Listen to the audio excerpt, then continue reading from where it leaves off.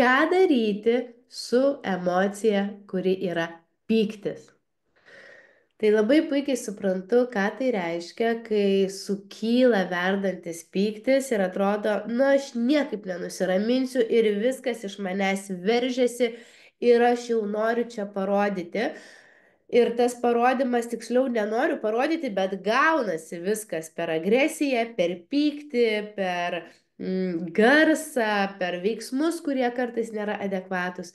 Tai kaip priimti savo pyktį ir ką daryti su juo?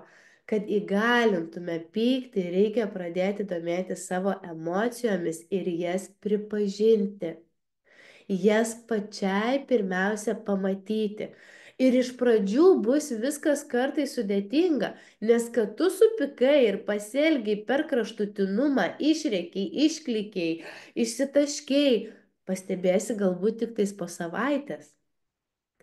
Ir čia jau meistriškumo lygis, kai galim save sustabdyti ir pagauti toje akimirkoje, kad pas mane viskas verda, aš esu labai pikta ir ką aš noriu su tuo daryti. Nes jeigu aš negaudau to pykčio ir negebu jo pamatyti, priimti, pažinti, aš elgsiuosi instinktyviai, aš pradėsiu puolimą. Aš atsitrauksiu, aš pradėsiu puolimą per negražius žodžius, per kažkokią agresiją, aš sustingsiu ir iš vis užsidėsiu tokį šydą, atsiskyrimas įvyks. Ir tai nėra teisinga, nes tai gali būti, kad aš bendrauju arba situacija vyksta su vaiku, su partneriu ir jiems reikia visai kitų dalykų.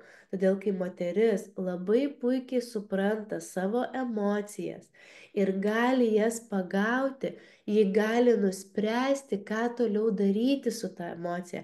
Ir pirmasis žingsnis yra priimti. Aš priimu tai, ką aš jaučiu. Ar gebi priimti tai, ką tu jauti? Ir pirmiausia, ar supranti, ką tu jauti tam tikrose situacijos, kurios yra tau nepatogios?